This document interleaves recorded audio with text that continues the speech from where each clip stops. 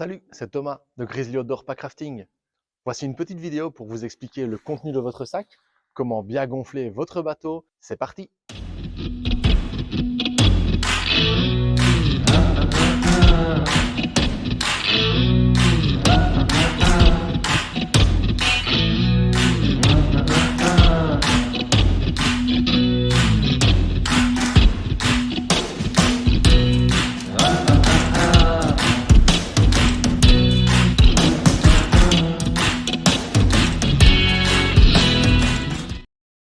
Explorons ensemble le contenu de votre sac, qui peut varier en fonction du bateau loué.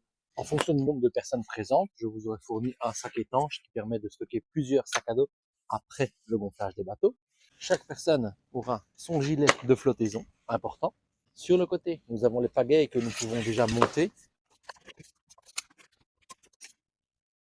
Le modèle que j'ai ici est un Alpaca Wolverine, qui est un des bateaux les plus complets au niveau des accessoires présents, avec ici l'arceau, la jupe, le repose-pied, le siège gonflable et enfin le bateau.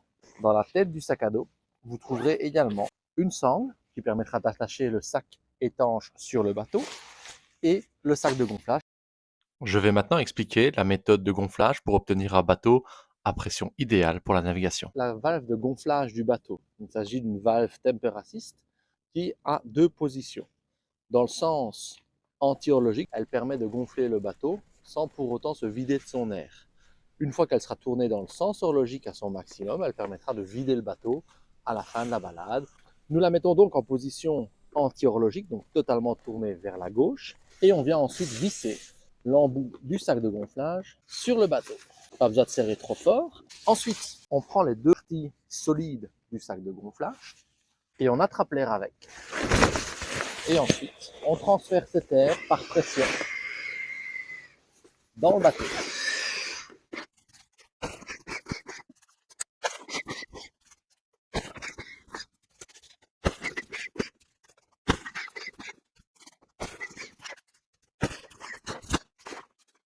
Voilà.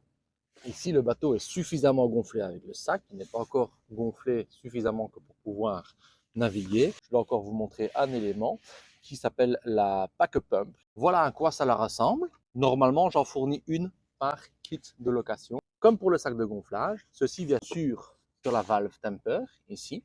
Et après, il ne nous reste plus qu'à pomper un petit peu. Comment savoir quand on doit s'arrêter? Au toucher. Quand le bateau est un petit peu trop mou, comme ici, d'accord, on doit encore mettre un petit peu de pression dedans. Voilà, ici, il est déjà beaucoup plus ferme, c'est parfait. Il ne faut pas qu'il soit trop ferme non plus, parce qu'on risque à ce moment-là une déchirure. Donc si vous pouvez encore appuyer un tout petit peu dessus, c'est très bien. Il est suffisamment gonflé. À ce moment-là, on dévisse la pompe et on referme le petit capuchon bien à fond. Les accessoires que vous allez voir maintenant ne sont pas forcément fournis avec tous les modèles.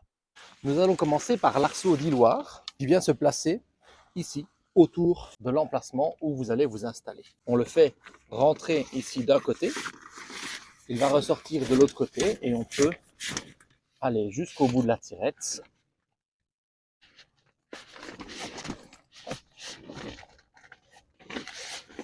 Pour le faire glisser totalement sur le tour complet. Une fois le tour complet fait, on attache les deux morceaux ensemble.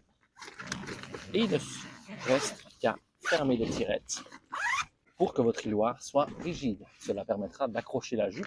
Ensuite, il nous reste deux éléments à gonfler. Il s'agit de l'assise. Donc, on va d'abord la placer et ensuite la gonfler. On la met le plus à plat possible. Et puis, on gonfle avec la bouche. On dévisse la valve au maximum sur la gauche. Et c'est parti. Voilà, on referme directement une fois que l'assise est bien gonflée. Et on fait la même chose avec le repose-pied. Il vient se placer ici, au bout du bateau, afin de pouvoir poser vos pieds dessus. Voilà, votre bateau est prêt pour votre balade. Et maintenant, les derniers réglages avant d'embarquer. Le sac de gonflage retourne dans le sac à dos.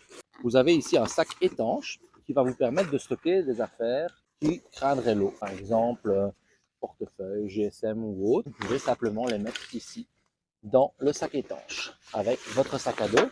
Chaque sac étanche peut accueillir 3 sacs à dos complets. Donc c'est normal que tout le monde n'ait pas reçu un sac étanche également. Une fois que tout ce qui doit aller dans le sac étanche est bien dedans, on le roule au minimum 3 tours et puis on peut l'attacher soit sur le dessus, soit sur les côtés.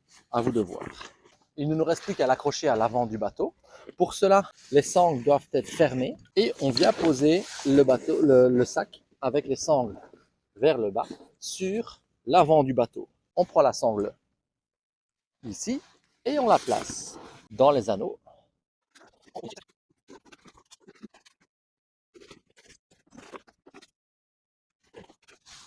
Ensuite, nous refaisons un nœud pour être sûr que la sangle ne traîne pas inutilement dans l'eau. Et voilà, votre sac est attaché sur votre bateau. En ce qui concerne la jupe, celle-ci s'enfile un petit peu comme une salopette avec des bretelles qui viendront se poser sur les épaules. L'idéal étant d'avoir la partie basse de la jupe plus ou moins à hauteur des hanches et la partie haute juste en dessous des pectoraux.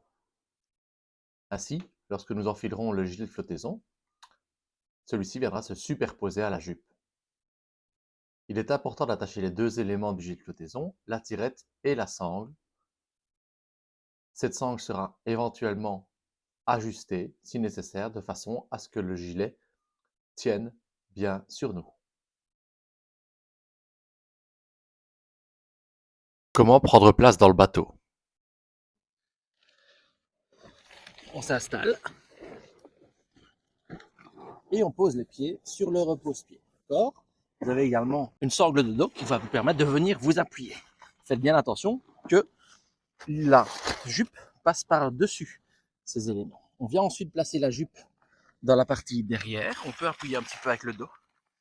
Et on vient placer les côtés, l'un après l'autre, jusqu'à la partie élastique que nous tirons le plus possible devant. Et nous faisons le tour complet jusqu'à revenir derrière. Et voilà, nous sommes installés dans le bateau et nous sommes à l'abri des éclaboussures, etc. Si par le plus grand des hasards vous devez sortir pour une raison ou pour une autre, il suffit de tirer sur la sangle et la jupe se libère, vous permettant alors à ce moment-là de sortir directement de votre bateau.